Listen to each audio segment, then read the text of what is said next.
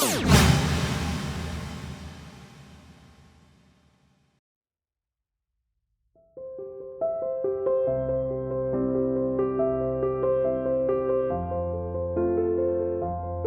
Loss of a Great Friend, 1855.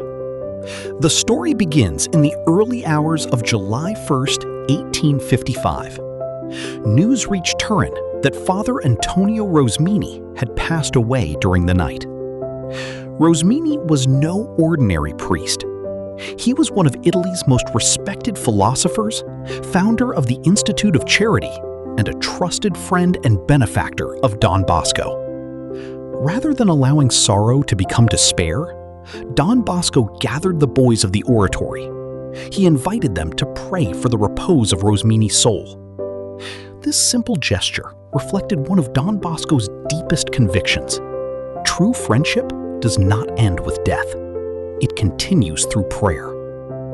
Even in grief, he taught his boys to respond with faith. A celebration delayed by love, 1860. 5 years later, July 1 carried another emotional memory. Only days earlier, Father Joseph Cafasso, Don Bosco's spiritual director, mentor, and closest confidant, had died. The annual celebration of Don Bosco's name day, normally held on June 24, no longer felt appropriate. It was postponed until July 1. When the day finally arrived, the boys filled the oratory with music, poems, speeches, and heartfelt gratitude. Their most touching gift was not something extravagant. They presented Don Bosco with a set of clothing. Simple, practical, a gift that spoke of affection more than wealth. Behind every smile that day was the memory of the priest who had helped shape Don Bosco's vocation. Joy and sorrow stood side by side. Life inside the oratory, 1861. What was daily life like under Don Bosco? A remarkable letter written by Chevalier Frederick Oreglia gives us the answer. Writing to former student Severino Restagno, he described an oratory full of energy.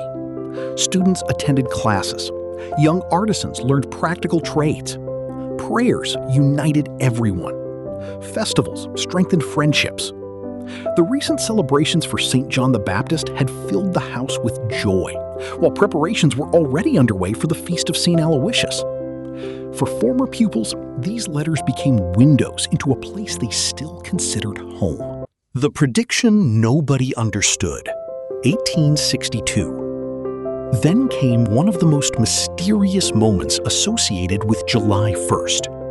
After dinner, during recreation, Don Bosco suddenly spoke to those around him. There will be a funeral at the oratory within this month. No explanation followed. No names were mentioned. The boys continued their games. Life went on. But less than 4 weeks later, tragedy struck. 13-year-old Victor Maestro died unexpectedly. The funeral took place exactly as Don Bosco had predicted. To those who witnessed these events, it became one more example of the extraordinary spiritual insight many believed God had granted him. When faith became thanksgiving, 1872. Not every July 1 was marked by sorrow. Some became celebrations of hope. One priest returned to the oratory carrying a promise fulfilled.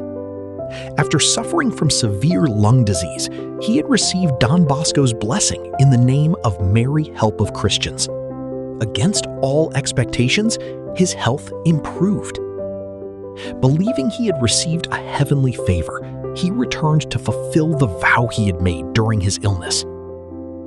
His gift was simple, but deeply symbolic.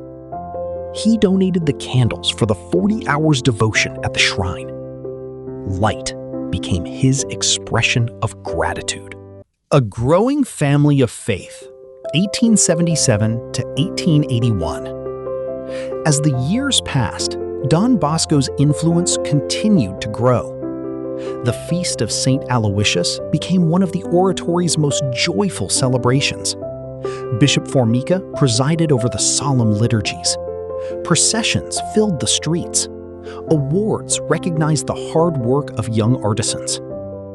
But Don Bosco's mission was no longer limited to Turin. In 1881, he wrote to Miss Amalia Lacombe in France. He entrusted her with helping raise funds for the Church of the Sacred Heart in Rome. His dream was becoming international. People from different countries were joining together to build not only churches, but a movement dedicated to educating and saving young people. The Peacemaker, 1883. By 1883, Don Bosco had become widely respected, not only as an educator, but also as a trusted mediator. The Minister General of the Franciscans requested a meeting with him during a visit to Turin. The issue involved a dispute over the publication of the writings of Saint Bonaventure. Conflicts like these often ended in prolonged disagreement. But Don Bosco approached the matter differently. He listened patiently. He sought fairness. He encouraged reconciliation. The discussions eventually led to an amicable settlement. Once again, Don Bosco demonstrated that true leadership is measured not by authority, but by the ability to bring people together. Conclusion. Looking back, July 1 tells a remarkable story. It is a story of friends remembered in prayer, of celebrations transformed by gratitude, of mysterious predictions, of miraculous healing, of growing missions, and of peace restored through wisdom. Each year added another chapter to Don Bosco's extraordinary life. Together, they reveal a man who responded to loss with hope, success with humility, and conflict with charity. Perhaps that is the greatest lesson July 1 offers us today. True greatness is not found in extraordinary events alone. It is found in the quiet faithfulness that transforms ordinary days into lasting moments of grace. If this journey through Don Bosco's life inspired you, subscribe to the channel and join us again as we uncover another remarkable day in the Don Bosco 365 series.